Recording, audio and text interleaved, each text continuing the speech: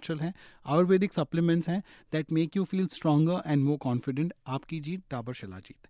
और उसी के साथ let's move on into this show and we have on the phone lines our next guest. He is Dr. Amal Upadhyay. He's a consultant gastroenterology and hepatology at Medcare.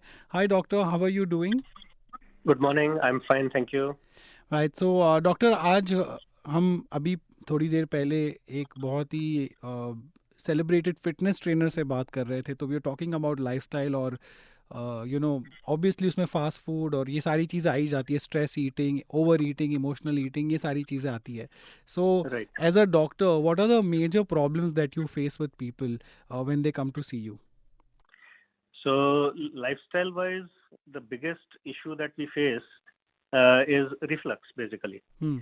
Because in modern industrialized societies, acid reflux is becoming more and more common, and quite a bit of it is due to lifestyle. Some of it is due to body structure and genetics and all those things, but a lot of it is due to lifestyle as well. जी, और ये कुछ भी खाने की वजह से हो जाता है आजकल। तो मतलब पहले होता था कि एसिडिटी से स्पाइसी खाने से होती थी, अब तो लेकिन there are so many foods like chai से लेकर even sugar causes acid reflux. तो why is this increase so much in people and why is it become such a big problem and people are not even getting the right treatment for it? Right. So you are absolutely right. It is definitely becoming more common. Or lifestyle, में there are several things which make this worse in the sense कि अगर ज़्यादा spicy खा रहे हैं या acidic foods जैसे orange, lemon, pineapple या टमाटर ज़्यादा खा रहे हैं तो उससे भी इरिटेशन होता है, एसिडिटी बढ़ती है। एंड लाइफस्टाइल में most important thing is fitness and activity, क्योंकि सेडेंटरी लाइफस्टाइल की वजह से रिफ्लक्स कैन इंक्रीज जी। सेकेंड थिंग इज कि eating habits, eating timings basically.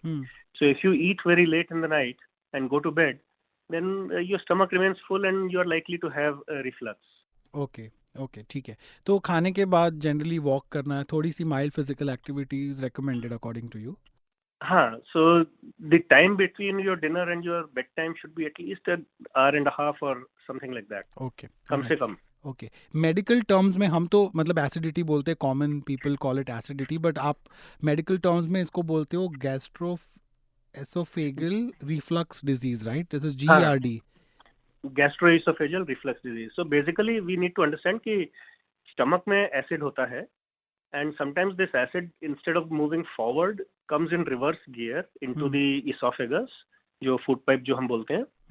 And अगर वहां पे पहुंचने से उसकी वजह से डैमेज होता है या सिम्टम्स होते हैं तो हम उसको गैस्ट्रोएसोफेजियल रिफ्लक्स डिजीज बोलते हैं जी।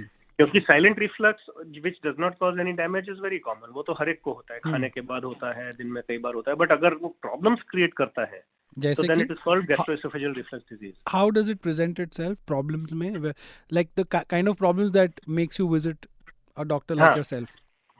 So basically the commonest presentation is heartburn. आपको छाती में ऐसा लगेगा जलन हो रही है, खाना खाने के आधे घंटे बाद या 15 मिनट बाद ऐसा लगेगा जैसे छाती में आग लग रही है। So this is the commonest presentation. कई लोगों को ऐसा लगता है कि भाई खाना खाया, उसके थोड़ी देर के बाद में खाना पूरा ऊपर की तरफ आ रहा है और उसकी वजह से थोड़े अनकंफर्टेबल सिम्टम्स हो रहे हैं, दैट इज कॉल्ड रिगर्जिटेशन।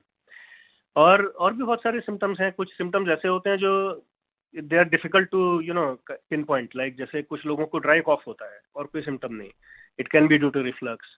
कुछ लोग जब सुबह सो के उठते हैं उनको सोर थ्रोट होता है, that could be due to reflux happening at night. So there are so many other symptoms also, but जो क्लासिकल सिम्टम है वो हार्टबर्न है। हार्टबर्न होता है। नहीं, I have myself experienced it a lot of times and ये इतना common होता है कि most people live with it, they don't even get a long term treatment. इसका कोई लॉन्ग टर्म ट्रीटमेंट या कोई इलाज है? हाँ बिल्कुल है ना। सो जैसे कि मैंने बोला, if you take care of the lifestyle then a significant proportion of patients will not need medicines.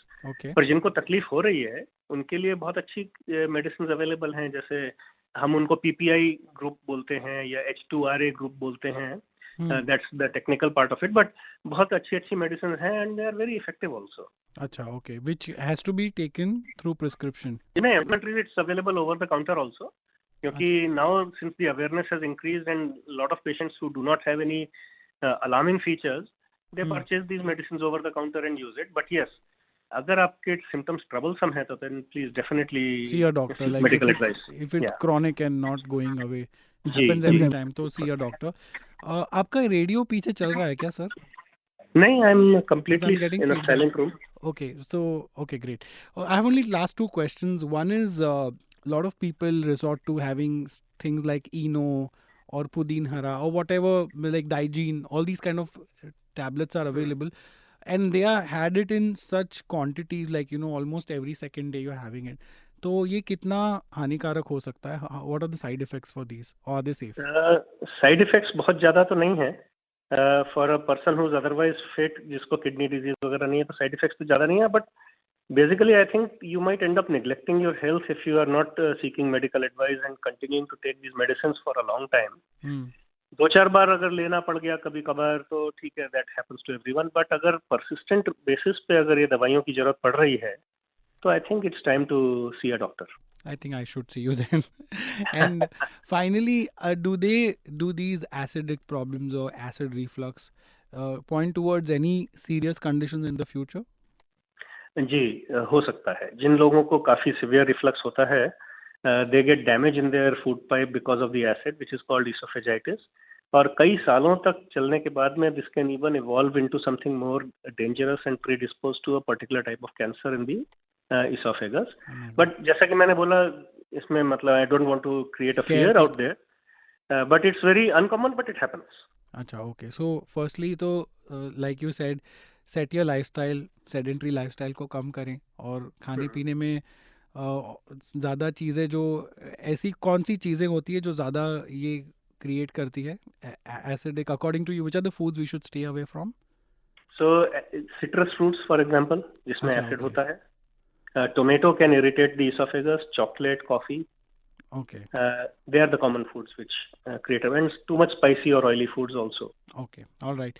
Thank you so much, doctor. This gives at least a little better understanding of something so common that we all experience, but we don't see a doctor unless it becomes completely unmanageable or completely unbearable. Thank you, Ronak. Thanks a lot for inviting me. And yes, जैसा कि मैंने बोला, अगर तकलीफ दे रहा है तो definitely see a doctor. Thank you, sir. Thank you so much for joining us this morning. Thank you so much.